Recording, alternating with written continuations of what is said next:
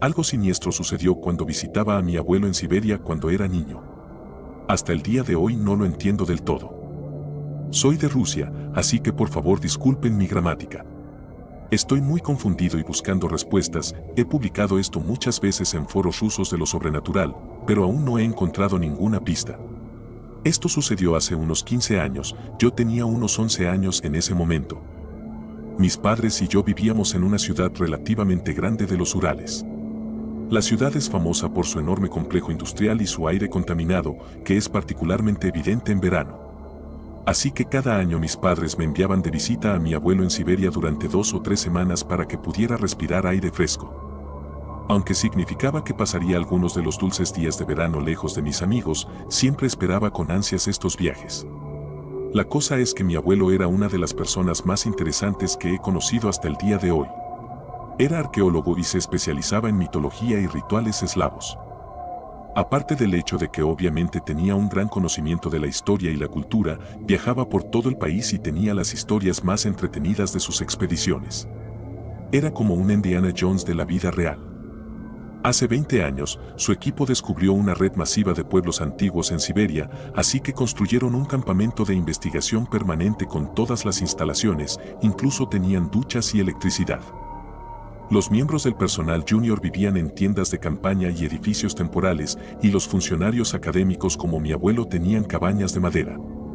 Era una ubicación remota y muy aislada, por lo que la ruta hacia el campamento no era fácil. Ese año, mi papá y mi abuelo acordaron que mi papá me llevaría en su auto a un pequeño pueblo siberiano, donde mi abuelo me recogería.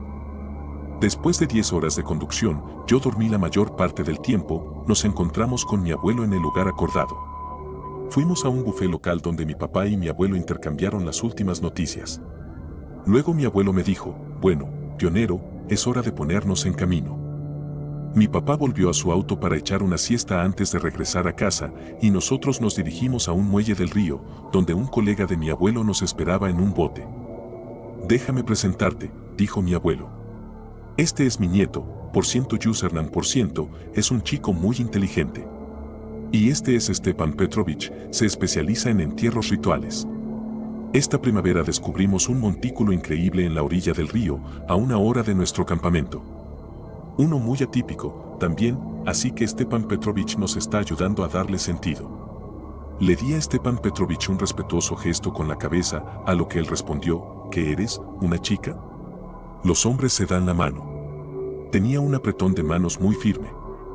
Tenía sentimientos encontrados sobre Stepan Petrovich, parecía un poco tosco, y para ser sincero, le tenía un poco de miedo y deseaba que no viniera con nosotros.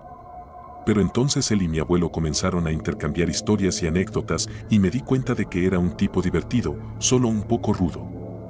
Después de 2 horas de navegación, finalmente llegamos. Se abrió ante mis ojos un paisaje espectacular, un enorme montículo justo en la orilla del río. Se veía tan monumental y temible a la luz del atardecer. Pensaría que había viajado en el tiempo, si no fuera por las tiendas de campaña de los investigadores que rodeaban la colina. Ahí está, magnífico, no, dijo mi abuelo. Un miembro del personal nos ayudó a estacionar el bote, me saludó y luego se dirigió a mi abuelo, Valentín Bogdanovich, necesitamos que eche un vistazo a algo antes de que termine el turno. Seguro, un momento, respondió.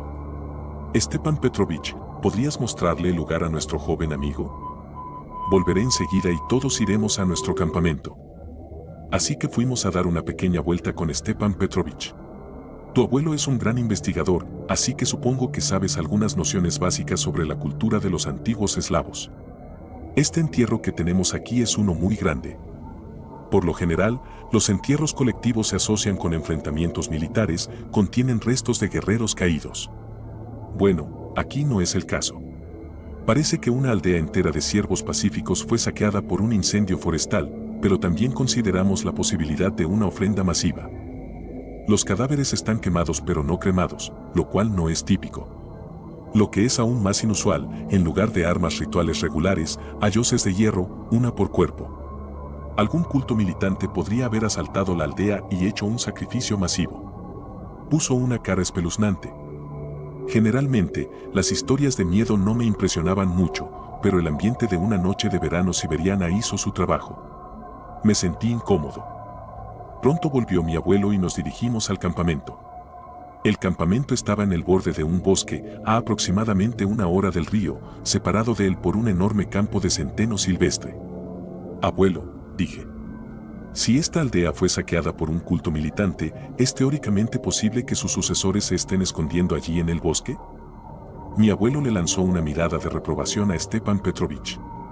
Viejo bandido, ¿cómo te atreves a asustar a un niño? Stepan Petrovich respondió con una mirada culpable. Lo siento, profesor, simplemente no estoy acostumbrado a estar cerca de los niños, tendré cuidado con lo que digo. Llegamos al campamento. Después de 10 horas de descanso en el auto de mi padre, no me sentía nada soñoliento, así que mi abuelo decidió organizar una pequeña fiesta para celebrar mi llegada. Yo, mi abuelo, Stepan Petrovich y algunos miembros del personal nos reunimos alrededor de la fogata. Me sentí mucho más relajado en un grupo grande, así que sugerí un concurso para la historia más aterradora. Bueno, somos científicos que estudiamos la mitología, así que no sería fácil vencernos, se rió mi abuelo. Por cierto, ¿sabes por qué la gente inventa historias de miedo? Verás, somos mucho más inteligentes que los animales, lo que nos hace tanto poderosos como vulnerables. Nuestra percepción de la realidad es tan aguda que sería insoportable lidiar con todas las cosas malas que pueden suceder si no fuera por nuestra capacidad de inventar explicaciones.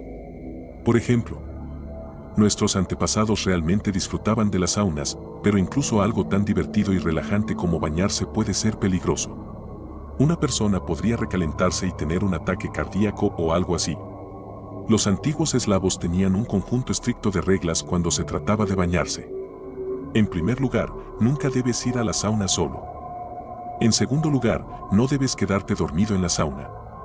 Y lo más importante, nunca te bañes después del atardecer.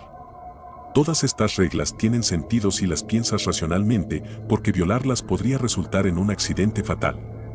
Pero nuestros antepasados inventaron otra explicación.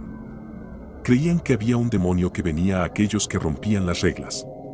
El demonio los besaba y exhalaba aire caliente en sus pulmones, matándolos. Este es el poder del inconsciente colectivo. Estas reglas realmente tienen sentido si lo piensas, le respondí. Y puedo entender de dónde viene esta leyenda. Pero, ¿por qué el demonio solo viene después de la medianoche? ¿Por qué todas las cosas malas en las historias de miedo siempre suceden después de la medianoche? Bueno, las noches son peligrosas porque nuestra percepción no es tan buena, incluso las cosas ordinarias pueden parecer aterradoras en la oscuridad. Pero nuestros antepasados creían que la medianoche no era el único momento peligroso del día. Había 4 momentos fronterizos, cuando la línea entre el mundo natural y el mundo espiritual se difumina: medianoche, amanecer, atardecer y mediodía. ¿Alguna vez te he hablado de la Dama del Mediodía? La Dama del Mediodía es la manifestación espiritual de un día caluroso, cuando es demasiado peligroso trabajar en los campos, por el riesgo de insolación. Durante ese momento del día, los siervos detenían cualquier labor en el campo y regresaban a casa para esperar a que pasara el mediodía. Si te quedas en el campo, o peor aún, si te quedas dormido allí, la Dama del Mediodía te mataría. Los siguientes días en el campamento fueron simplemente entretenidos, no me sentí preocupado a pesar de que estábamos varados en un bosque siberiano cerca de un antiguo cementerio. Estar rodeado de adultos que piensan racionalmente y se enfocan en su trabajo tuvo un efecto relajante en mí. La mayor parte del tiempo estuvimos en el campamento. Mi abuelo trabajaba 5 a 6 horas todos los días y yo pasaba ese tiempo explorando su increíble biblioteca. Luego cenábamos con otros investigadores y dábamos un pequeño paseo alrededor del campamento. Cada 2 días íbamos a las excavaciones.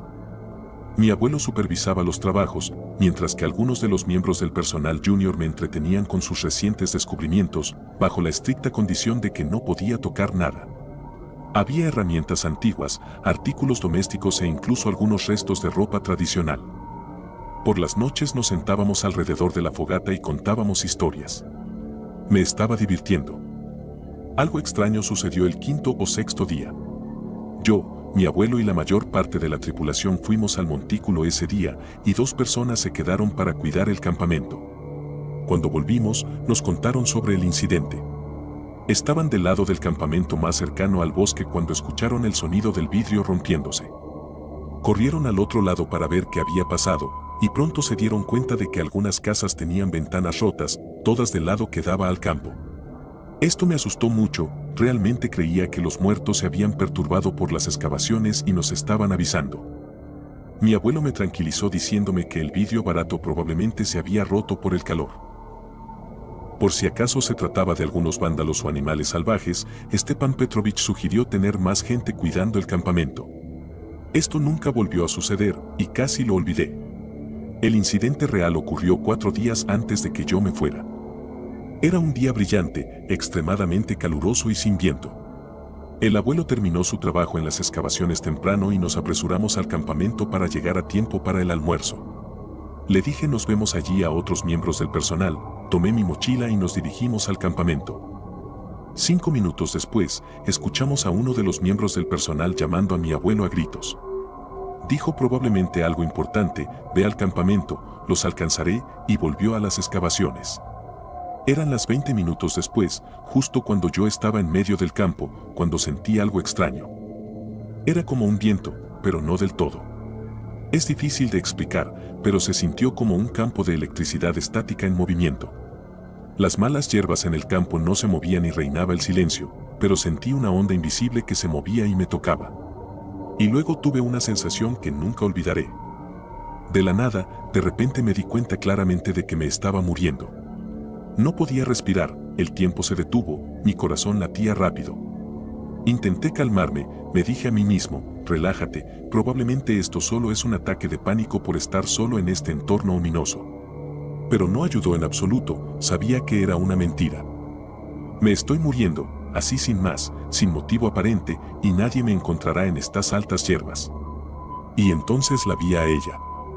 Primero vi una esfera luminosa de luz que se movía hacia mí desde el otro lado del campo, a gran velocidad.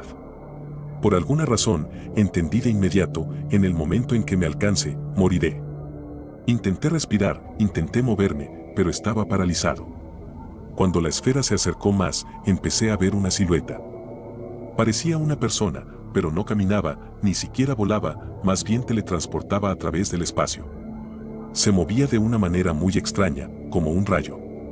Sé que esto suena raro, pero estoy tratando de describirlo con precisión. A 5 metros de mí, se detuvo. Parecía una mujer joven, rubia y muy pálida. Estaba desnuda y sostenía una hoz en la mano. Y era tan hermosa, que era doloroso mirarla.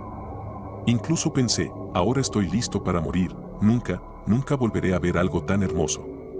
No parecía enojada u hostil, más bien curiosa, pero había algo extraño en ella. En un momento, me di cuenta, no tenía pupilas. Sus ojos eran completamente blancos. Era una sensación extraña, tenía miedo, no quería morir, era una criatura obviamente malvada, pero la simple idea de que se fuera me sumió en la desesperación. Lo último que recuerdo es que escuché un ruido normal, terrenal, quizás del movimiento de las hierbas. Giró la cabeza en dirección al ruido y comenzó a moverse hacia allá. Me desmayé. Desperté con un dolor de cabeza muy severo, y mi cuerpo se sentía como un juguete de peluche. Al principio no entendía dónde estaba. Seguía en el campo, pero ahora el sol se estaba poniendo. Me sentí perdido, como si despertara del sueño más maravilloso, y al mismo tiempo sentí alivio por haber escapado de una muerte segura. No sabía qué hacer, pero quería sacudirme esa sensación y estar cerca de la gente. Así que me obligué a levantarme. Vi una silueta oscura a lo lejos y pensé que probablemente era mi abuelo buscándome, estaba demasiado exhausto para temer nada más, así que me dirigí en esa dirección. Era mi abuelo. Lo llamé, pero no respondió ni se movió. Estaba haciendo algo extraño, parecía que estaba bailando o más bien teniendo un ataque, todo su cuerpo temblaba y seguía murmurando algo ininteligible. Mientras me acercaba, comencé a distinguir algo sobre su cabeza, era como una nube giratoria de oscuridad concentrada, una especie de niebla negra, flotando a 2 metros sobre la cabeza de mi abuelo. Luego escuché ruidos de la multitud que se acercaba y vi unas luces de linterna a lo lejos. La nube se derritió y desapareció, y mi abuelo cayó al suelo. Era un grupo del campamento, estaban muy preocupados. Levantaron a mi abuelo y se apresuraron al campamento, hablaban de lo difícil que sería conseguir una ambulancia aquí. Una enfermera de nuestro campamento examinó a mi abuelo y, por alguna razón, no les conté nada sobre lo que había visto. Puede sonar extraño, pero no quería que nadie supiera sobre la señora del campo. Mi abuelo recobró la conciencia un par de horas después. Se veía muy confundido, no reconocía a la gente y no podía explicar qué había sucedido. Se recuperó por completo a la mañana siguiente, pero cambió. La mayor parte del tiempo era tan divertido y amable como siempre, pero de vez en cuando se congelaba y simplemente miraba al vacío durante unos minutos. Cuando intenté preguntarle si algo andaba mal, no respondía, solo me lanzaba una mirada muy sombría. No era nada parecido a él, honestamente parecía como si pudiera matarme. Fue terrible. Y luego simplemente volvía a la normalidad, hacía bromas y contaba historias divertidas. Una vez le pregunté con cuidado si recuerda lo que sucedió en el campo. Se molestó mucho y dijo que ahora soy un adulto y no debería temer alguna tontería sobrenatural. Nunca volví a preguntarle al respecto. En 2 días me fui. El abuelo me dio un abrazo, me deseó suerte en la escuela y dijo que me vería en las vacaciones de invierno. Me alegré de verte, pionero, dijo. No vino para las vacaciones de invierno. Como me dijo mi padre, no tiene ganas de estar cerca de la gente ahora mismo. Estoy recordando las palabras de mi abuelo ahora. Nuestra percepción de la realidad es tan aguda que sería insoportable lidiar con todas las cosas malas que pueden suceder si no fuera por nuestra capacidad de inventar explicaciones. Me pregunto si como niño inventé esta historia para ayudarme a lidiar con el repentino cambio y la rápida muerte de mi abuelo. O tal vez es lo contrario, y estoy tratando de fingir que murió por causas naturales y que nunca vi lo que vi. Yo también cambié, no tanto como mi abuelo, pero algo anda mal conmigo. A veces me siento como si no pudiera experimentar la felicidad y la belleza de la misma manera que otras personas. Ojalá pudiera verla de nuevo, aunque sea por un breve momento. El verano siguiente fue la primera vez que tuve sentimientos encontrados sobre visitar a mi abuelo. Incluso iba a decirles a mis padres que prefería ir a un campamento de verano con mis amigos este año. Pero no tuve que hacerlo. En junio, mi abuelo murió. Decidió echar una siesta a mediodía y sufrió un ataque cardíaco. Cuando tenía 16 años, mi padre me dijo que de hecho hubo una investigación criminal sobre su muerte por circunstancias sospechosas. Algunas ventanas de su casa estaban rotas, como si alguien hubiera entrado por la fuerza.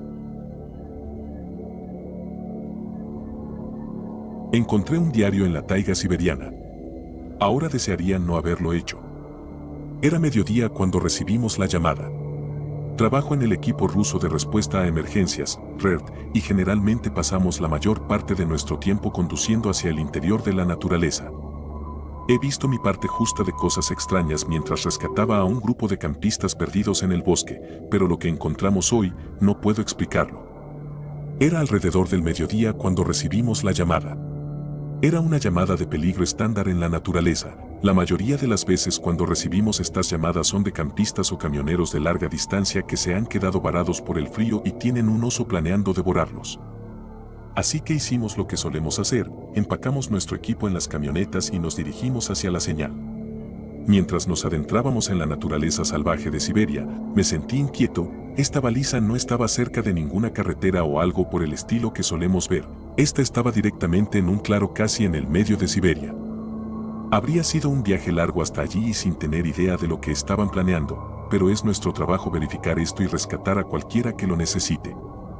Después de 1 hora de conducción, llegamos al sitio. Había algunos vehículos, una excavadora y muchos materiales desgarrados. Nos pusimos a trabajar rastreando la baliza a través de los escombros y nos dimos cuenta de que parecía ser un sitio de excavación arqueológica por la excavadora, el campamento y el gran agujero en el suelo. El agujero en el suelo era lo suficientemente grande como para que entrara una camioneta pequeña, pero notamos que parecía haberse derrumbado en algún momento. Podíamos ver vagamente una pequeña abertura con espacio suficiente para que pasara un niño, pero nada grande. Todo estaba congelado con un extraño aceite, un líquido viscoso y resbaloso. Extraño. A medida que continuaba buscando entre el desorden del sitio, estaba tirando de un montón de tela de carpa cuando noté algo grande debajo de la masa del parasol de la carpa. Llamé a uno de mis compañeros de equipo y retiré las telas. Encontramos un cuerpo, aferrando la baliza cerca de su corazón. Era un hombre de mediana edad, definitivamente no ruso, pero congelado hasta la muerte. Mi compañero de equipo salió corriendo y procedió a vaciar su estómago en el pozo, y yo también. Era algo que teníamos que aceptar, no era la primera vez y después de mi descubrimiento de hoy puedo asegurar que no será la última. Mientras preparábamos el cuerpo para ser contenido y llevado de vuelta para su identificación y registro, noté un diario a su lado.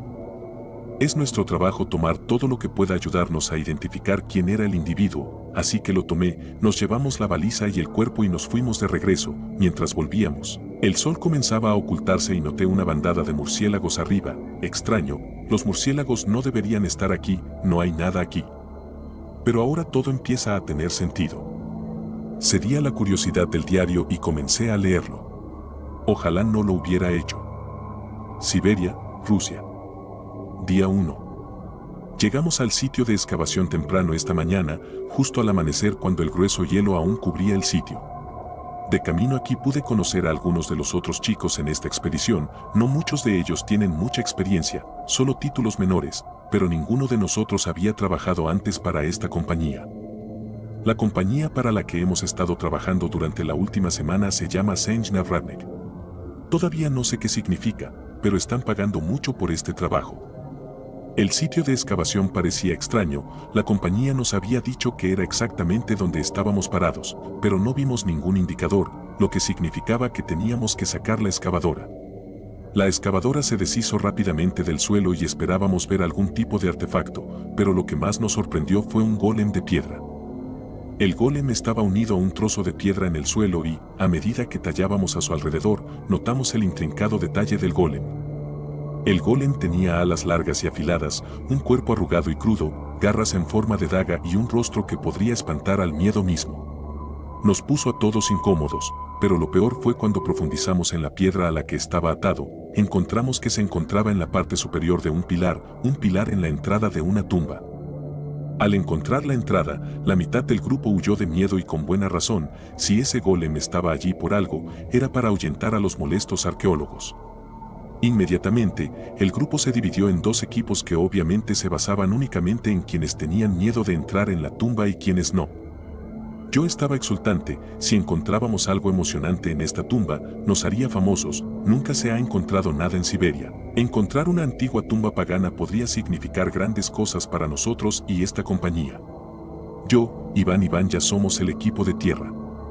Actualizaré pronto este diario de la expedición una vez que tenga tiempo en la tumba. Día 1-16-38. Hemos estado explorando esta tumba durante unas horas y no es grande, pero es intricada. La tumba parece estar compuesta por una sala central principal, larga y ancha, pero tiene 3 pequeñas cámaras a cada lado de la sala. Hay un gran espacio en forma de atrio sobre el centro de la sala que parece que solía usarse para dejar entrar un pilar de luz en una época.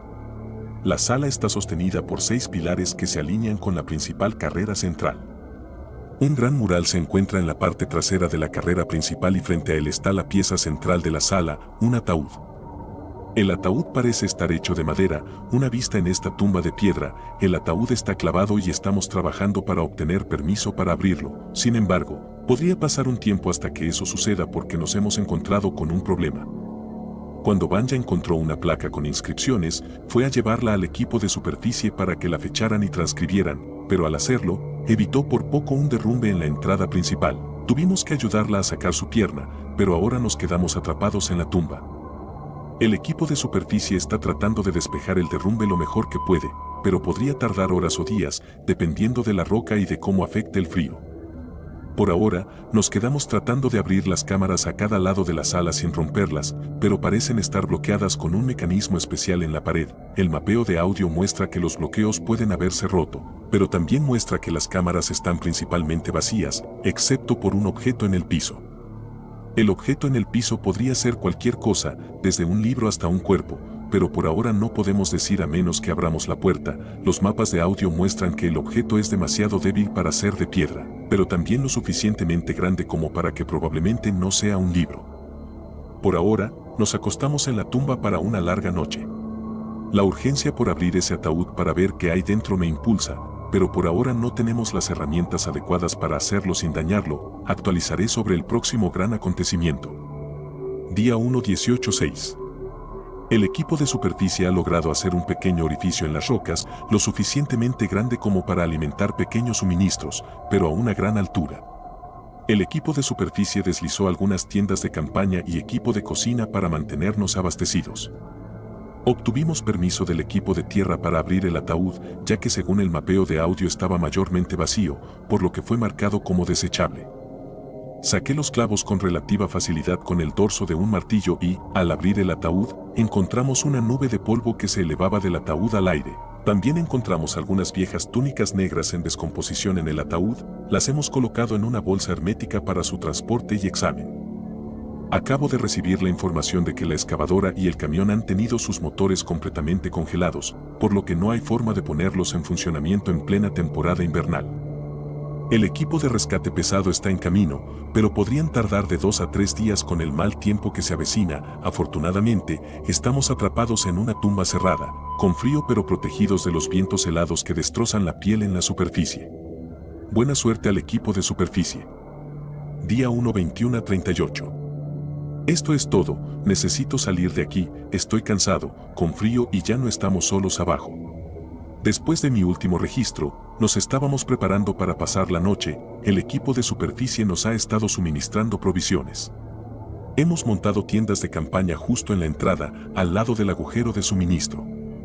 Antes recibimos algo de comida y empezamos a cocinarla, y noté que Vanya e Iván se habían alejado, y al ver esta imagen, noté que yo mismo me estaba quedando dormido, y al siguiente momento estaba inconsciente. Estoy seguro de que esto fue solo mi cuerpo exigiendo sueño después de un día duro de trabajo, pero no me pareció apropiado, ninguno de los trabajos fue laborioso y me sentía bien antes de quedarme dormido, pero lo que más me preocupa son los eventos al despertar. Durante mi sueño, soñé con gigantescos murciélagos sobre Londres y una guerra entre el hombre y el murciélago en los tiempos antiguos de Londres, y esta figura azul que parecía seguir apareciendo, no estoy seguro de qué era, pero sentí que era maligna, sentí que quería hacerme daño. Al despertar, encontré la estufa aún encendida, pero Iván y Van ya habían desaparecido. Apagué la estufa y fui a explorar la tumba. Mientras miraba a través de los pequeños pasillos a mi alrededor, sentí la sensación más extraña, como si estuviera siendo observado constantemente, sin importar a dónde fuera. Aparté este sentimiento al frío, pero la sensación volvió al llegar al ataúd. Lo había visto desde el otro lado de la habitación y algo que sobresalía llamó mi atención, un destello pálido de carne. Esto me intrigó, ya que antes estaba vacío, pero mi sensación de interés se transformó rápidamente en miedo a medida que me acercaba. Quedó claro que el objeto que sobresalía del ataúd era una mano. Me sentí enfermo al acercarme, sin saber qué hacer, miré dentro y sentí que el estómago se me subía a la garganta. Mi compañero de equipo Iván yacía en el ataúd, pálido y exangüe, vomité el almuerzo de ese día a través de la boca. Me aparté del ataúd hacia las tiendas, aún confundido sobre dónde estaba Vanya. Me apresuré hacia las tiendas y agarré lo único con lo que podía defenderme, un piolet de hielo crudo. Ahora estoy convencido de que no estoy solo aquí abajo, pero he notado algo inquietante. Se ha formado un grupo de murciélagos en una esquina de la habitación. No recuerdo haberlos notado antes y no veo cómo podrían haber entrado por ningún otro lado que no sea el agujero de la entrada. Me quedaré junto a la entrada, preparado para enfrentar lo que sea que le haya hecho eso a Iván. Todavía no hay señales de Vanya en ninguna parte. Día 285. Ni siquiera estoy seguro de si todo esto está sucediendo o si solo es un sueño. La última vez que escribí aquí, mi estado mental estaba angustiado, pero ahora siento que me estoy volviendo loco. Tenía razón sobre los murciélagos, me quedé dormido mientras estaba acurrucado contra la pared y volví a soñar con los murciélagos, y esa misma figura azul se me acercó en mi sueño. Se acercó a mí y se inclinó antes de sentir el aleteo en mi cara. Salí de mi aturdido sueño de pie, con alas de murciélago en mi rostro, empuñando mi crudo piolet de hielo, golpeé tan fuerte y tan ferozmente como pude, asegurándome de proteger constantemente las áreas expuestas de mi piel. Los murciélagos se retiraron lentamente a otras partes de la tumba y miré hacia abajo. Trozos de murciélagos muertos y alas desgarradas yacían en el suelo frente a mí. Al mirar mi ropa, noté que la fría brisa cortaba mi piel, mi ropa estaba destrozada. Necesitaba salir de esa cueva y estaba desesperado. Me quité la ropa pesada y gruesa e intenté deslizarme a través del hueco en las rocas por donde transportábamos la comida, pero no sirvió. Había demasiada fricción entre las rocas. Mientras me detenía y aceptaba el dulce consuelo de la muerte, tropecé con algunos de los suministros que habían dejado caer y vi una botella de aceite de cocina. Tan desesperado como estaba, tomé la decisión de cubrirme con el aceite y deslizarme a través de las heladas y frías rocas. Nunca antes había sentido tanto dolor en mi vida. Cada pequeña imperfección en la roca se sentía como 1000 cuchillos diminutos cortando mi piel, pero no salía sangre, se congelaba antes de tocar la piedra. Me abrí paso a través de las rocas y pude sentir el aceite endureciéndose en mi piel por el frío puro. Aturdido, grité a las tiendas del equipo de superficie. Mientras mis ojos se ajustaban a ese cielo inusualmente calmado, noté que las tiendas no estaban intactas, habían sido destrozadas. Retrocedí alejándome de las tiendas y vi una figura surgir de ellas. Era alta, delgada y pálida, se cubría con una capa hecha de piel, se volvió hacia mí y atisbé sus grotescas características, huesudos y delgados, pero con un rostro que coincidía con el golem de piedra en la entrada, con ojos rojos profundos que reflejaban la poca luz del cielo. Caminando hacia atrás mientras se acercaba, traté de maximizar la distancia entre ella y yo. Gruñó y dejó escapar un siseo en mi dirección, tropecé hacia atrás sobre algunos arbustos y obtuve una idea de la altura abismal de esta bestia, al menos 7 pies y dominándome. Su figura huesuda parecía no afectada por el frío que entumece la piel y se inclinó hacia mi cuerpo encogido. A la pálida luz de la luna pude ver de cerca su piel blanca, su torso terriblemente cicatrizado y las uñas en forma de garras que sujetaban la capa de piel.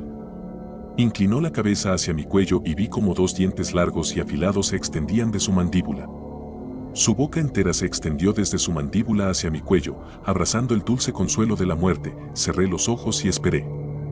Sentí lo mismo que en mis sueños, casi una realidad ahora, esta presencia imponente sobre mi lista para quitarme la vida.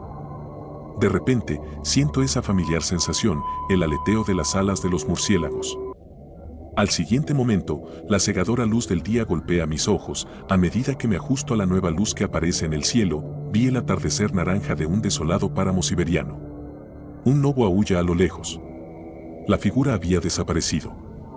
Estoy solo, con frío y en medio de la nada de Siberia. Todos mis compañeros de trabajo están muertos. Es un largo camino de regreso a la civilización. La excavadora y el automóvil son inútiles. El equipo de rescate no llegará por otros 2 días y todos los suministros están destrozados y esparcidos por el sitio, nada aprovechable. Todo lo que tengo conmigo es este diario, un trozo de material de carpa, un crudo piolet de hielo y una pizca de mi salud mental. Rezo para que alguien me encuentre. Dile a mi esposa e hijos que los amo. Después de terminar de leer el diario, sentí un profundo pozo de miedo en el estómago, miré por la ventana de la camioneta y vi una vez más los mismos murciélagos de antes. Ahora sabía lo que realmente eran. Sabía cuál era nuestro destino. Los osos no destrozan tiendas con personas dentro y no dejan rastro. Las tiendas allí no tenían sangre ni nada para identificar a los demás que estaban con él. Pero ahora éramos presa de lo que estaba por venir. Nunca pensé que fueran ciertos los relatos sobre Nosferatu y los vampiros, pero por una vez en mi vida, me sentí genuinamente sacudido, no sabía qué pensar. Todo lo que puedo hacer es esperar lo inevitable, para que vuelvan a levantarse.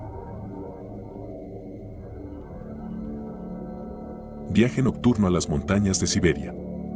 Esto sucedió hace un poco más de unos años, pero lo recuerdo como si hubiera sucedido la semana pasada. En ese momento, yo vivía en el sur Siberia. Estaba bastante familiarizada con la zona, ya que había vivido en 7 ciudades durante los 9 años que había estado allí.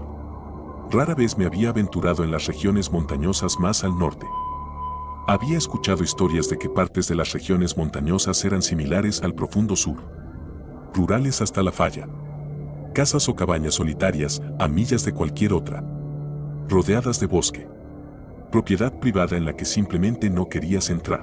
Este era un concepto bastante fácil de entender para mí, ya que cuanto más al norte vayas, es posible que te preocupes más por algo que por la milicia. Nada sobrenatural per se, pero todos tienen sus leyendas urbanas. Más la naturaleza depravada del aislamiento. Era principios de otoño, y mi compañera de cuarto me preguntó si podía ayudar a su amiga. Mi auto estaba en mucha mejor forma que el suyo, y su amiga, a quien había conocido algunas veces, quería que la llevara a recoger algunas cosas a la casa de sus padres. La casa estaba en las montañas, pero me aseguraron que no estaba tan lejos. Acepté conducir sin pensar demasiado en ello. Seríamos 3 en el viaje. Tenía mis cuchillos de cocina en el maletero, y me gusta pensar que puedo ser bastante intimidante si es necesario. Más bien, supuse que la amiga conocía bien la zona y que no tendríamos nada de qué preocuparnos. El crepúsculo comenzaba a caer cuando nos embarcamos. Me dijeron que el viaje tardaría unos 45 minutos. Después de salir de la autopista, ya era de noche. Tomamos una carretera principal que se cruzaba con un camino que subía a la montaña. Solo había un par de cruces y la densidad de los árboles se volvía más pesada. Finalmente, parecía que estábamos en el único camino de la zona. Se ramificaba aquí y allá por las colinas, solo para terminar en un callejón sin salida. Debo admitir que fue un poco espeluznante ver las tenues luces de las pocas casas dispersas entre los árboles, con la oscuridad tejiendo un tapiz de noche entre ellas. Después de 10 a 15 minutos, llegamos. La amiga nos dijo que sería mejor si no subíamos por el camino de entrada, así que nos estacionamos al costado de la carretera, con la casa a unos 100 pies cuesta arriba. Lo que primero me había inquietado un poco era que ella dijera que, pase lo que pase, no salgamos del auto cuando ella se bajara. Comencé a examinar nuestro entorno mientras esperábamos. La colina se inclinaba un poco hacia abajo, y estaba tan oscuro que apenas podíamos ver mucho. Fue entonces cuando noté algo que me puso la piel de gallina. Un par de ojos. Amarillos. Casi como si brillaran. Crecí con una fascinación por los lobos, así que sabía que había la posibilidad de que hubiera algunos viviendo en el bosque. Pero fue el brillo lo que me hizo dudar, y fue entonces cuando me di cuenta de que estaban demasiado arriba para ser un lobo. Estaban lo suficientemente cerca como para que pudiera distinguir los árboles y usarlos como referencia. Esto debe haber estado unido a algo de al menos 5 pies de altura. Lo siguiente que recuerdo es haber escuchado que se rompía una ramita al otro lado. Miré rápidamente para ver a la amiga volviendo al auto, y cuando volví a mirar los ojos, habían desaparecido. Le expliqué lo que vi, y ella lo descartó diciendo que probablemente era un animal. Hay muchos en el bosque, explicó. Dimos la vuelta y comenzamos a bajar. Había aceptado la explicación hasta que los vi de nuevo. 2 ojos amarillos y nada más. Intenté señalarlos, pero antes de que los demás pudieran mirar, habían desaparecido. De nuevo, la explicación de que era un animal, pero esta vez no estaba tan segura. Parecían estar demasiado arriba y no podía ver ningún tipo de contorno a su alrededor. Solo podía distinguir los árboles más allá. Mi determinación de volver a la autopista era más fuerte que nunca. Condujimos alrededor de 1 milla antes de que volviera a verlos. Sin embargo, esta vez se estaban moviendo. Se me puso la piel de gallina al darme cuenta de que no estaban rebotando ni lo más mínimo. Estaban flotando, deslizándose a través del aire, como si no se dieran pasos. Además, se estaban acercando más cada vez que los veía. Eran los mismos ojos cada vez. La primera vez que los vi, la imagen quedó grabada a fuego en mi cerebro. Sabía sin lugar a dudas que eran los mismos ojos. Esta vez, mi mente iba a toda velocidad y mi primer pensamiento no fue señalarlos, sino cómo es que esta cosa no solo mantenía el ritmo, sino que estaba frente a mí, a un costado, justo fuera del alcance de mis faros.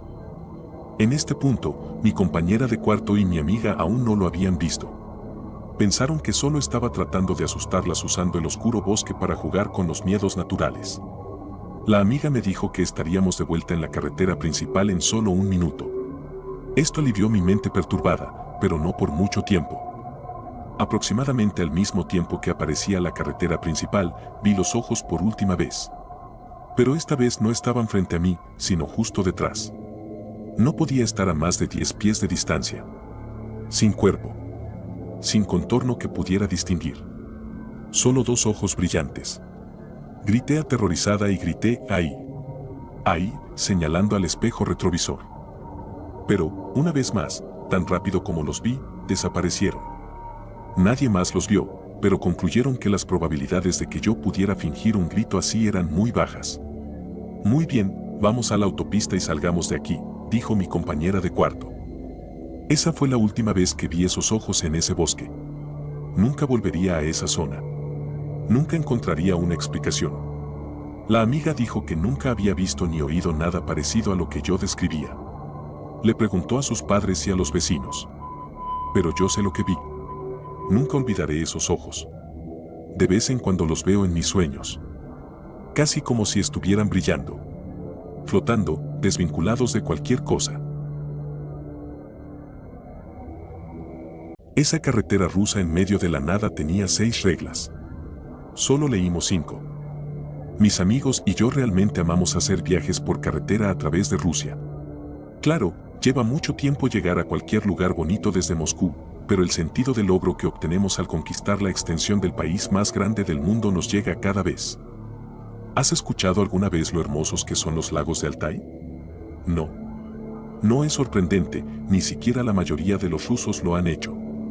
La gente se deslumbra con lugares como Suiza o Noruega mientras se pierden de tanta belleza dentro de su propio país. Una lástima, pero también significa que el lugar no está abarrotado de turistas. Solo yo y mis amigos. Por lo general, todos tomamos unas vacaciones, elegimos rápidamente un lugar al que nunca hemos ido antes y, después de algunas preparaciones rápidas, nos movemos. Por lo general, somos 4 y trabajamos por turnos de un día.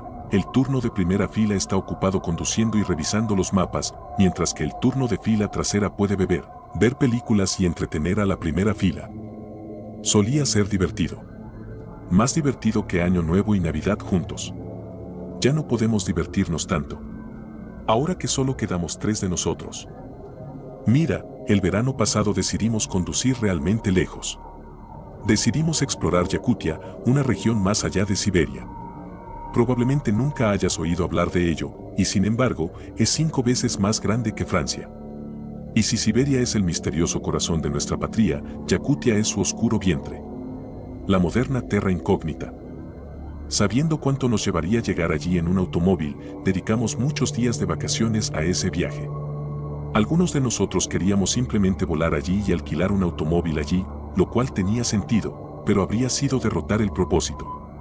No, para disfrutar realmente de Yakutia teníamos que llegar nosotros mismos. Las dificultades que encontramos en el camino solo estaban agregando sabor a nuestro viaje.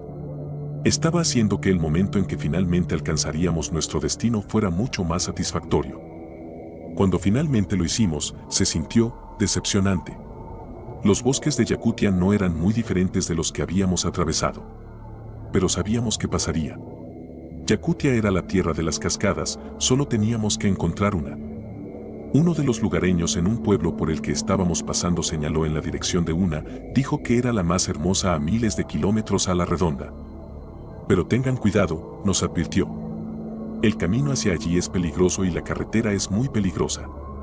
No se desvíen de ella y sigan todas las reglas. Hizo una pausa por un segundo, nos miró escéptico y luego agregó, y aún mejor, den media vuelta y regresen de donde vinieron.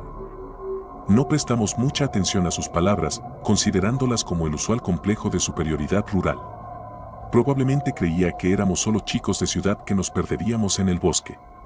Teníamos confianza en nuestras habilidades de navegación, así que simplemente le agradecimos y nos dirigimos en la dirección que nos mostró. Mi amigo Oleg estaba conduciendo, pisó el acelerador a fondo ya que queríamos llegar al destino antes del atardecer para disfrutar de la vista. No tuvimos suerte, el camino resultó ser más largo de lo que esperábamos. El sol ya se estaba poniendo detrás de la montaña, pintando el cielo de rojo carmesí, y las sombras eran tan largas que prácticamente era de noche cuando llegamos a la carretera de la que estaba hablando. Se extendía por el bosque y a primera vista no era diferente de cualquier otra carretera, excepto por la alta cerca que se extendía desde ella en ambas direcciones. La cerca tenía un tablero con un mensaje críptico. Como estaba en el asiento del pasajero, logré echar un vistazo mientras pasábamos a toda velocidad. Estás entrando en la carretera que conduce al monte Jambuí. Por tu propia seguridad, sigue las siguientes reglas. No enciendas las luces principales del coche. No recojas autoestopistas. Si tu coche se avería, no salgas. Durante el invierno, si tu coche no arranca en 5 minutos, puedes salir del coche un momento para vaciar tu combustible en un cubo y prenderlo fuego. Te mantendrá cálido y seguro. Si no escuchas nada, no mires al bosque. Si has salido del coche, no. No terminé la última regla, Oleg iba conduciendo demasiado rápido como para hacerlo. Oye, ¿leíste lo que estaba escrito allí? Me preguntó. Sacudí la cabeza, solo parte de ello. Las malditas reglas son demasiado largas. Me quejé. Decía que no encendieras las luces principales. ¿Alguna vez has oído hablar de una regla o regulación así? Él sacudió la cabeza, que yo sepa, no. Miré a mi alrededor, el bosque estaba oscuro y vacío, con pinos casi inclinándose sobre él. Me estremecí y le dije, quizás sea mejor si la seguimos. La carretera era sorprendentemente buena y pareja. Después de conducir durante miles de kilómetros en caminos polvorientos llenos de baches, tener un viaje suave en medio de la naturaleza salvaje era más que una sorpresa. Aún más que eso, se sentía extraño. Era como si nadie hubiera conducido alguna vez en esa carretera desde el momento en que fue construida. Recordé la advertencia del aldeano y me estremecí. Estar a medio mundo de distancia de casa solo para encontrar el lugar tan abandonado y evitado no era como imaginaba que serían nuestras vacaciones. Aprieta el acelerador, le pedí a mi amigo, queriendo salir lo antes posible. No puedo, no veo un carajo, gruñó mi amigo, molesto y cansado. Esa regla tuya es una tontería. Miré hacia adelante, realmente, aunque el cielo aún no estaba completamente oscuro, las sombras eran tan espesas que no podíamos ver absolutamente nada más allá del cono de luz que producían nuestros faros. Podríamos estar cargando hacia una pared de concreto, y no lo veríamos hasta que fuera demasiado tarde. Al diablo con esto, dijo mi amigo, encendiendo las luces principales. No voy a arriesgar nuestras vidas por unas reglas estúpidas. En el momento en que movió la palanca, la carretera por delante se inundó de luz. Y a lo lejos, quizás a 200 metros de distancia, vi una figura con la mano ya levantada sobre la carretera. Un autoestopista. No estaba caminando por la carretera. Simplemente estaba parado allí con la mano levantada, como si estuviera esperando que fuéramos a recogerlo. A pesar de que las luces brillantes debían estar quemándole las retinas, seguía mirando directamente al auto, ni siquiera levantaba la mano libre para cubrirse los ojos. Recordé la segunda regla, y un escalofrío recorrió mi espalda. Era como si las personas que habían colocado esa señal de advertencia supieran qué sucedería. ¿Era solo una coincidencia y yo estaba mirando demasiado? Las reglas dijeron que no debíamos recoger a ningún autoestopista, advertí rápidamente a mi amigo. ¿En serio? Bueno, de todos modos no tenemos espacio, asintió hacia el asiento trasero donde nuestros amigos estaban en su sexta cerveza, riéndose y bromeando y completamente ajenos a lo que estaba sucediendo a su alrededor. En ese momento sentí envidia de ellos. Sentí lástima de que no fuera mi turno de divertirme. Pasamos junto a él, pero ni siquiera volteó la cabeza para echarnos un vistazo. Siguió mirando hacia el horizonte, esperando el próximo auto. Qué raro, comentó Oleg. ¿Qué demonios está haciendo en el bosque a esta hora? Esas reglas que citaste hacen que parezca peligroso allí por la noche. Quizás él es el peligro, bromeó uno de los chicos en la fila trasera. Quizás es, como, un asesino en serie o algo así. Sí, tal vez, reflexionó Oleg. Fue entonces cuando el auto comenzó a desacelerarse. ¿Qué estás haciendo?, le pregunté a mi amigo, solo para ver su mirada llena de pánico. Nada, no soy yo. Algo anda mal con el auto. Regla 3, si tu coche se avería, no salgas. Recordé. Primero el autoestopista, y ahora esto. ¿Qué estaba pasando? No podía ser una coincidencia. Las luces se apagaron y el motor dejó de funcionar, solo la inercia nos estaba llevando ahora. Oleg se detuvo al lado de la carretera. Ah, maldición, golpeó el volante. Voy a echar un vistazo bajo el capó. Espera. Lo agarré del hombro. Las reglas dijeron que no debemos salir del auto si se avería. ¿Y qué? ¿Se supone que debo esperar a que los lugareños vengan a rescatarme? Ni lo pienses. Tal vez ese sea su plan, tal vez quieren que esperemos a que vengan a rescatarnos para que puedan hacernos pagar por ello, dijo Oleg y abrió el capó. Dejó la puerta abierta al salir, dejando entrar la brisa fresca. Oye, ¿estás bien, amigo? Te ves terriblemente pálido, se preguntó uno de mis amigos. Quería explicarles cómo me sentía, lo extraño que era que las reglas describieran justo lo que nos estaba sucediendo y cómo todo comenzó justo cuando rompimos la regla número 1. Pero también entendí lo tonto y supersticioso que sonaba todo. Mañana, todo será solo una broma divertida, me tranquilicé. ¿Qué? No, gracias, dijo de repente Oleg. Miré afuera y le di una mirada perpleja. ¿Qué estabas diciendo? Él simplemente asintió hacia el bosque, estaba hablando con ellos, fue como reconocí su gesto, y siguió hablando. Vaya, eso es muy amable de tu parte. Miré al bosque. No había nadie allí, pero Oleg estaba hablando con alguien allí. No, solo estoy con mis amigos. ¿Tienes amigos por allá?, dijo, confundido. Lo miré, luego de vuelta al bosque, y agudicé el oído. Podía escuchar el búho, los grillos, pero nada que se pareciera al habla humana. Quienquiera que estuviera hablando Oleg era invisible y callado. Era como si estuviera volviéndose loco. Oleg, deja de tomarme el pelo, le dije, esperando que fuera algún tipo de broma. Tal vez decidió enseñarme una lección por ser tan ingenuo y supersticioso. ¿De verdad? Está bien, sonrió hacia el bosque y se dirigió hacia los arbustos. La hierba y las ramas secas crujieron bajo sus pies. Oleg, ¿dónde vas? Oleg. Le grité, pero él ignoró mis gritos. Se adentró en los arbustos y al momento siguiente ya no pude escucharlo más. Era como si se hubiera congelado en el lugar en el momento en que salió de nuestra vista. Mientras agudizaba el oído, me di cuenta de algo que casi me volvió loco. No era que no pudiera escuchar solo a Oleg. No podía escuchar el bosque en absoluto. Búhos, otras aves nocturnas, grillos, todos ellos se callaron al mismo tiempo. Como si nunca hubieran estado allí. Como si alguien hubiera apagado el sonido. Regla número 5, si no escuchas nada, no mires al bosque. Recordé, e instantáneamente cerré los ojos con fuerza. No los abrí hasta que me arrastré al asiento del conductor y sentí mis manos descansando en el volante. No mires al bosque. Grité a mis amigos, quizás un poco demasiado fuerte. Era una de las reglas. No importa lo que hagan, no lo miren. Cerré de golpe la puerta y empecé a girar la llave. El capó todavía estaba levantado, pero no saldría del auto para cerrarlo por nada en el mundo. Estaba listo para conducir a través de ese bosque maldito sin ver la carretera. Solo necesitaba que el auto arrancara.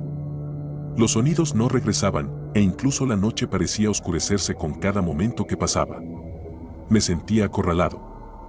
Afortunadamente, las fuerzas que nos acechaban debieron sentir lástima por nosotros. El motor volvió a la vida de repente y pisé el acelerador a fondo, aumentando la velocidad. Cambié de las luces principales a las de cruce. El capó temblaba con el viento hasta que finalmente se soltó y voló sobre el techo. Mientras avanzaba a toda velocidad, los faros atraparon a otro autoestopista parado cerca de la carretera. Logré vislumbrar su rostro. Estaba sonriendo, mostrando los dientes ensangrentados. Dios, había tanta sangre. Le corría por la barbilla. En unos 15 minutos, vimos otra cerca más adelante y suspiré aliviado, finalmente lo logramos. Luego pensé en Oleg y rompí en llanto. Aunque no había nada que pudiéramos hacer para salvarlo sin caer presa de las mismas fuerzas, aún así no podía evitar pensar que lo abandonamos. Miré hacia atrás a la cerca y, como era de esperar, el cartel con las reglas estaba allí. Miré la regla número 6. Si has salido del auto, no hables con nadie. Una regla que Oleg rompió. Una regla que, de haberla seguido, podría haberle salvado la vida. Decidimos regresar a casa por la mañana. Pero por ahora, necesitábamos encontrar un lugar donde dormir. Revisó los mapas y se dirigió hacia el pueblo más cercano, a 70 kilómetros de distancia. Cuando entramos en la posada, cansados y exhaustos, el posadero, uno de los grupos étnicos locales, después de saludarnos, preguntó, ¿llegaron aquí a través de la carretera que conduce al monte Jambuí? ¿Cómo lo sabes? Me pregunté. Oh, conozco esa mirada que tienes en la cara. La he visto muchas veces a lo largo de los años, compartió conmigo. ¿Siguieron las reglas? Sacudí la cabeza en silencio. Ah, qué lástima, suspiró el posadero. El monte Jambuí significa la montaña malvada en el idioma local, y ese lugar ha sido así durante siglos, mucho antes de que su tipo llegara aquí. La gente desaparece allí todo el tiempo, e incluso los chamanes más poderosos de nuestro pueblo no saben qué tipo de fuerza habita allí. Prefiero no hablar de ello, dije. Perdimos a un amigo allí. Bueno, eso es muy triste, pero cuenten sus bendiciones. Podría ser mucho peor, dijo ominosamente, mirándome a los ojos. Tienen suerte de no haber atravesado ese bosque durante el invierno. Las noches de invierno en Yakutia nunca terminan. Un montón de chicos de ciudad desprevenidos como ustedes nunca saldrían con vida. En la carretera de hielo rusa, siempre ayudas a tus compañeros de viaje. Cuando la gente escucha el ruso de mi esposa, imaginan a una chica rubia alta con un acento divertido que usa tacones para cada compra de supermercado. La realidad no podría estar más lejos del estereotipo. Lana tiene cabello oscuro, habla mejor inglés que yo y está completamente obsesionada con las zapatillas deportivas. Sin embargo, cumple con un estereotipo, nunca tiene frío, viendo cómo vivió en Rusia hasta los 18 años. Pero no en Moscú, por supuesto. ¿Sabías que Moscú en realidad es bastante cálida?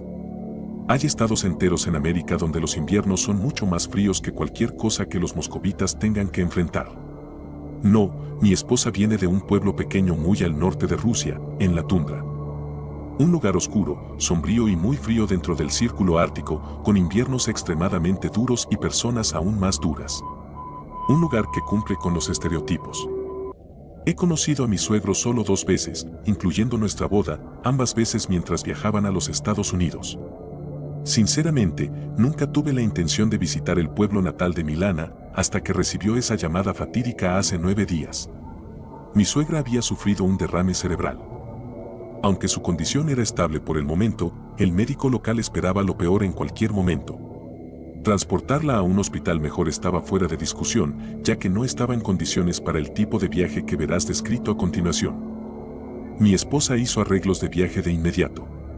Yo tenía una visa rusa válida de un viaje de negocios a Moscú unas semanas antes, así que decidí ir con ella. Ahora, llegar al pueblo natal de mi esposa no es fácil. Te esperan un vuelo a Moscú, luego un vuelo de conexión a Norilsk, una de las ciudades más grandes de la tundra rusa. Desde allí, es un viaje de 1 hora por el río Yenisei, en barca en verano y en coche sobre el hielo en invierno. Llegar urgentemente a Moscú no fue tan difícil. Sin embargo, allí enfrentamos dificultades adicionales. En primer lugar, al parecer, yo no podía volar realmente a Norilsk con Lana ya que la ciudad estaba cerrada a extranjeros. Antes de que pudiéramos procesar eso, nos dijeron que el aeropuerto de Norilsk estaba cerrado para todas las aeronaves debido a las malas condiciones climáticas y no se esperaba que el clima mejorara esa semana. Traté de consolar a Lana lo mejor que pude, pero la noticia de que su mamá empeoraba la volvía loca. Pronto, Lana sugirió una alternativa. Era posible volar a una ciudad un poco al sur de Norilsk que estaba a salvo de las tormentas. Por una modesta tarifa, un amigo de la familia que vivía allí estaba dispuesto a realizar un viaje de 1 día por la carretera de hielo hasta el pueblo natal de Lana. Bueno, más bien un viaje nocturno, ya que según él, era mejor viajar de noche con las luces del coche que con lo que pasaba por luz del día. Le dije a mi esposa que estaba loca. Sin embargo, ella estaba decidida con su plan, diciendo que había hecho Simnik, como los rusos llaman a sus carreteras de hielo, muchas veces con su papá y que era perfectamente seguro. No se dio por más que supliqué y me dijo que podía quedarme en Moscú. Obviamente, eso no era una opción y al final me rendí. Volamos a nuestro próximo destino y el frío me golpeó tan pronto como pisé el avión. Era un tipo diferente de frío, invasivo y despiadado, y no le importaban las capas de suéteres y calcetines que tenía puestos. Me estremecí imaginando cuánto más frío iba a hacer. Nos encontramos con el camionero que nos llevaría al norte. Se llamaba Kolya, y a mi esposa Sveta, la versión rusa de su nombre. A mí, ni siquiera me llamaba, en cambio, me refería burlonamente como Mr. Amerikashka cada vez que hablaba con mi esposa. Lana me dijo con una risa que no le dijo a Kolya que yo podía entender ruso, aunque no creo que le importara. Se suponía que Kolya tenía unos años menos que mi esposa pero parecía mucho más viejo, su piel y postura desgastadas por las duras condiciones de su tierra natal. Se rió de nuestros zapatos y abrigos estadounidenses y dijo que empacaría chaquetas adicionales, calcetines de lana y valenki para nosotros por si acaso. Su hermano ayudó a cargar su camión, que parecía haber presenciado la caída de la Unión Soviética, y luego Kolya se sentó a disfrutar de un trago de vodka. Uno para el camino. Mi esposa me vio palidecer ante eso. Esto no es Nueva York, ni siquiera Moscú, dijo en voz baja. La gente aquí está un poco atrasada en términos de conducir bajo la influencia del alcohol. No te preocupes, no beberá lo suficiente como para verse afectado, ha visto cómo eso mata a la gente en la carretera. Bueno. De hecho, el primer trago fue el último y Kolya saltó al camión. Le ofreció a mi esposa el asiento del copiloto, que, según entendía de la cultura machista rusa, era básicamente equivalente a arrojarme un guante en la cara. Como si. Mientras nos llevara allí. El camino era un tramo oscuro de hielo y nieve compacta espolvoreada por la nieve fresca que había caído esa mañana. Los montones de nieve bordeaban ambos lados de la carretera y se filtraban en su superficie un buen tramo. De lo contrario, era la misma superficie plana y desolada por millas. En las primeras horas, vimos algunos autos yendo en dirección opuesta a la nuestra. Luego un auto yendo en la misma dirección que nosotros nos adelantó y desapareció en la oscuridad adelante a velocidades sorprendentes. Era un maldito Subaru pequeño y oxidado. Ahí fue cuando dejé de intentar entender a los rusos. Poco después del tipo del Subaru, comenzó a nevar. Al principio, solo un poco, luego más y más. A Kolya no parecía importarle y traté de mantener la calma también, lo cual logré en su mayoría con éxito hasta que se unió el viento. A diferencia de la nieve, comenzó con fuerza desde el principio. ¿Alguna vez has escuchado el aullido del viento y te has sentido inquieto por el sonido? Ahora imagina lo mismo, pero en las profundidades de una noche oscura iluminada solo por las luces del coche. Excepto por tu propio vehículo, el mundo a tu alrededor está en silencio y desprovisto de vida, congelado hasta la primavera. No es que puedas ver mucho a través de la densa nieve que ahora es el juguete del viento, revoloteando alrededor del auto, cubriendo las ventanas. Nuestro ritmo se ralentizó a paso de tortuga mientras Kolya juraba coloridamente en ruso. Quizás deberíamos detenernos y esperar, sugerí nervioso. No podemos, dijo Lana sin molestarse en preguntarle a nuestro conductor. Si nos detenemos, hay una buena posibilidad de que el auto no vuelva a arrancar y estamos atrapados aquí esperando a que alguien nos recoja. Y ha estado vacío hoy. La realización de que estábamos en un riesgo muy real de congelarnos hasta la muerte me golpeó como una tonelada de ladrillos. Me recosté en mi asiento y cerré los ojos, rezando en silencio por lo mejor. La única respuesta fue el aullido del viento, y sonaba tan extraño. Comenzaba bajo y silencioso y luego se hacía más fuerte y más fuerte hasta un crecimiento aullante, luego se cortaba abruptamente. Luego volvía a empezar. Y el sonido venía de diferentes direcciones, cada uno comenzando en un momento diferente, como una manada de lobos aullando. Abrí los ojos y noté la evidente tensión en el auto. Lana y Kolya estaban inclinados hacia adelante, mirando intensamente a través del vidrio sin que les sirviera de mucho. Kolya me miró de reojo. No te preocupes, sé feliz, proclamó Kolya con un horrible acento ruso. Está todo bien. No te preocupes, América. Estaba mintiendo. Podría haber sido inútil en la carretera de hielo, pero era abogado penalista y bueno en eso. Y Kolya era un mal mentiroso. Había sudor perlado en su rostro y cuello, y su voz era forzada. Estaba muy asustado, y eso también me asustó a mí. Kolya murmuró algo a mi esposa, demasiado rápido y tranquilo para que mi mente distraída lo descifrara. Ella asintió. ¿Qué fue eso? Hay un pueblo tal vez a media hora más adelante en el camino, si mantenemos este ritmo. Llegaremos allí y nos instalaremos hasta la mañana. Entiendo. Lamento la demora. En realidad, estaba extremadamente feliz de escuchar eso. Mal viento, ¿eh? Lana agarró mi mano, rápida y repentinamente como una serpiente. No menciones el viento. Otro sonido se abrió paso a través de la tormenta. Un largo lamento metálico que me estremeció. Me llevó unos momentos reconocer el sonido familiar del viento silbando a través de paredes y chimeneas. Y luego otro momento para darme cuenta de que no había malditas paredes alrededor para que el viento silbara. Iba a abrir la boca para comentar y el agarre de mi esposa se apretó en mi brazo. En ese momento, supe que debía mantenerme en silencio. Conducimos en un silencio lleno de tensión mientras una cacofonía de sonidos estallaba a través de la tormenta. Lamentos y chillidos, aullidos y llantos, no había forma de que todo eso fuera producido por el maldito viento. Los sonidos se acercaban, se hacían más fuertes. Agarré las manos de mi esposa mientras ambos mirábamos desesperadamente hacia adelante. A través de la nevada, apenas distinguíamos algo, una forma grande y oscura reflejando nuestras luces, o tal vez perforando la oscuridad con luces propias. Kolya juró y viró hacia un lado. Estábamos pasando otro auto atascado en la nieve. Sus intermitentes parpadeaban. «Detente», dijo Lana, de repente y con dureza. «¿Qué?», preguntó Kolya, en ruso. «¿Estás loca?». «Detente», repitió mi esposa. En la carretera de hielo, se ayuda. Esa es la regla, ¿recuerdas? Kolya la miró larga y duramente, lo que no me gustó para nada. Esa es la regla en la carretera, repitió él, y pisó los frenos, disminuyendo la velocidad del auto sin detenerse realmente. Abrí la puerta y miré afuera. El conductor del vehículo atascado ya corría hacia nosotros. Reconocí el auto como el Subaru que nos pasó antes. Gracias a Dios que ustedes. Comenzó el conductor. Entra, idiota, gritó Kolya, y el tipo se cayó y saltó adentro. Era solo un chico, no mayor de 20 años, con cabello rojo oscuro y una barba pequeña y desigual. Se veía frío y aterrorizado. Gracias a Dios, repitió, en un susurro apagado. Estaba seguro de que me atraparían. ¿Ellos?, pregunté, confundido.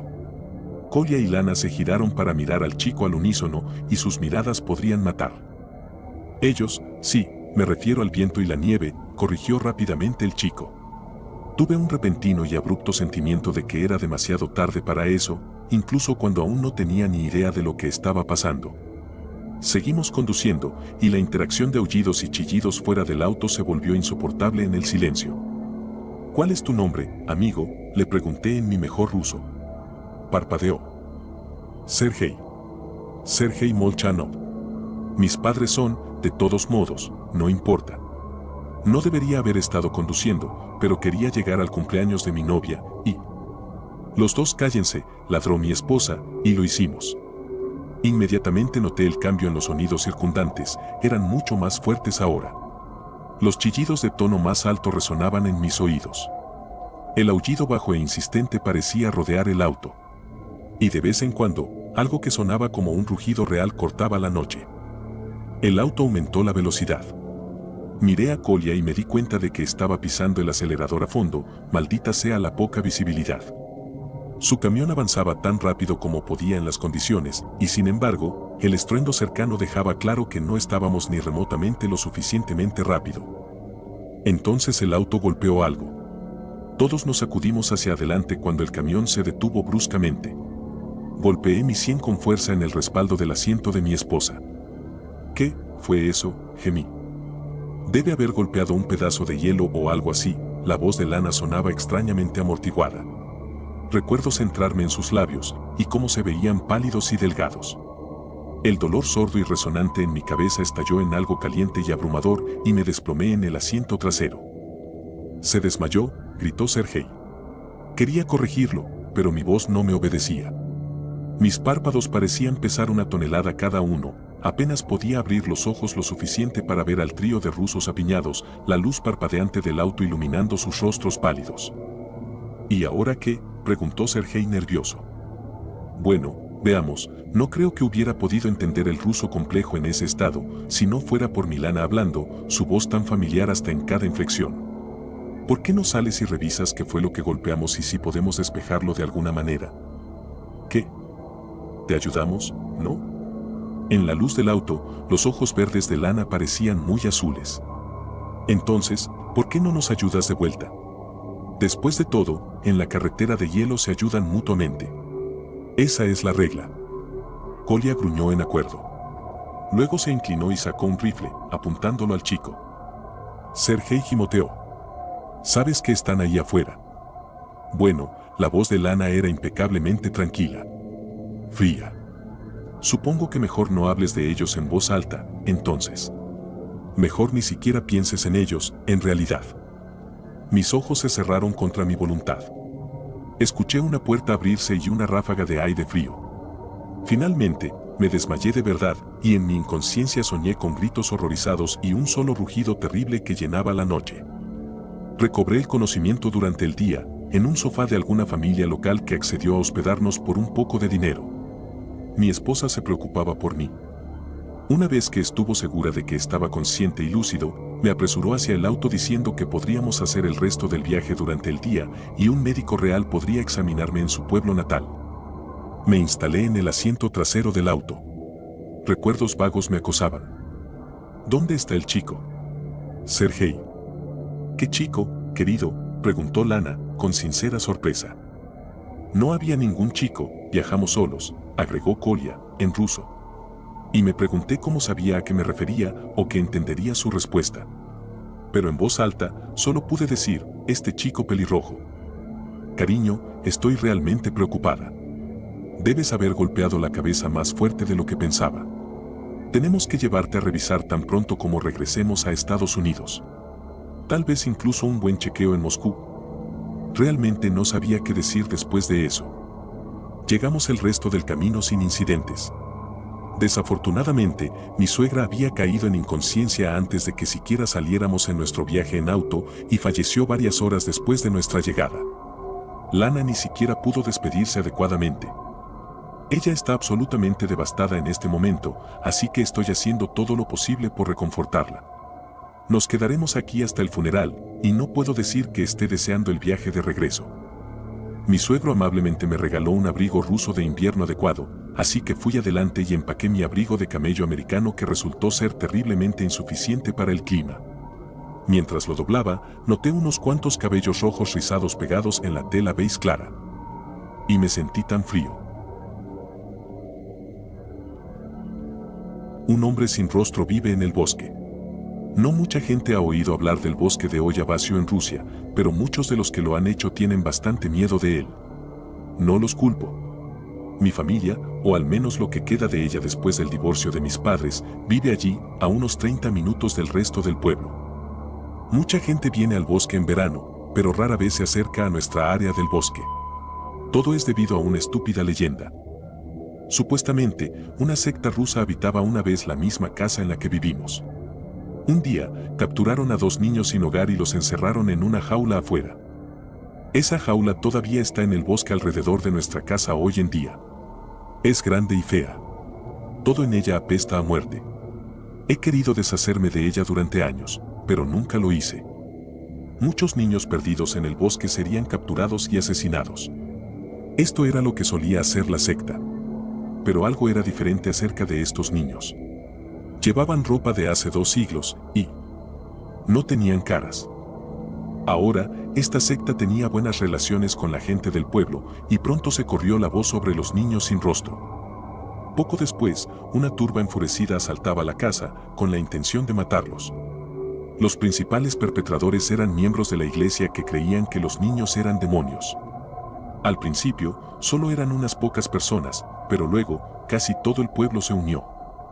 No está claro qué pasó esa fatídica noche de verano, pero en todo el caos y la destrucción, alguien prendió fuego a la casa. Los niños lograron escapar tan pronto como se abrió la puerta de la jaula. Años después, los sobrevivientes del evento afirmarían que fue como si simplemente se teletransportaran lejos. La casa fue reconstruida, y es donde vive mi familia hoy. Los niños nunca fueron vistos de nuevo, y se rumorea que todavía viven en el bosque en una vieja y deteriorada cabaña. Para ahora, la mayoría de la gente lo ha descartado como una historia contada para mantener despiertos a los más jóvenes por la noche. Yo también lo hice, hasta hoy. Mi pastor alemán, Sabrina, salió corriendo hacia el bosque tarde esa noche y tuve que atraparla. Normalmente, ella puede correr mucho más rápido que yo, así que suelo atraerla de vuelta adentro con un premio para perros. Esta vez, sin embargo, no necesité hacerlo. Se detuvo a medio camino y gruñía hacia algo más adelante. Mientras me acercaba a ella, miré hacia los árboles y vi numerosos cuerpos muertos colgando de las ramas, meciéndose lentamente a la luz de la luna. Sus caras y cabezas estaban casi completamente destruidas y muchos de ellos estaban llenos de moscas. Alcancé rápidamente a Sabrina y estaba a punto de llevarla de vuelta a casa cuando noté a que estaba gruñendo. Un refugio un poco más grande que un cobertizo de jardín, que se veía viejo y deteriorado. Me congelé. Quería pensar que lo que estaba viendo no era real, que todo esto era solo una pesadilla. Pero no pude. La evidencia era tan evidente, tan espantosamente real. Y cuando pensé que las cosas no podían empeorar, lo hicieron. Los gruñidos de Sabrina cambiaron a pequeños gemidos antes de que ella corriera hacia casa. Vi por qué. Se había encendido una luz en la cabaña y la puerta empezaba a crujir abierta. No recuerdo mucho de lo que sucedió después de eso, apenas recuerdo correr por el bosque en casi completa oscuridad, chocando contra numerosos árboles y cortándome la pierna en uno. Me desperté en la cama, empapado en sudor. Cada célula de mi cuerpo dolía terriblemente. Reuní la energía para levantarme e inspeccioné mi pierna. Había una gran herida que resumaba pus. Así que no fue un sueño. Más tarde ese día, fui al pueblo a buscar vendajes y pomada para mi corte. Mientras conducía, noté a mucha gente apiñada alrededor de una casa.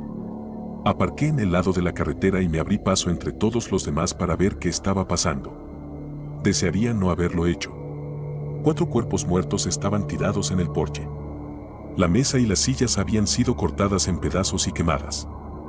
Sus caras habían sido arrancadas y clavadas en la puerta principal. La sangre seca cubría las paredes y los rostros.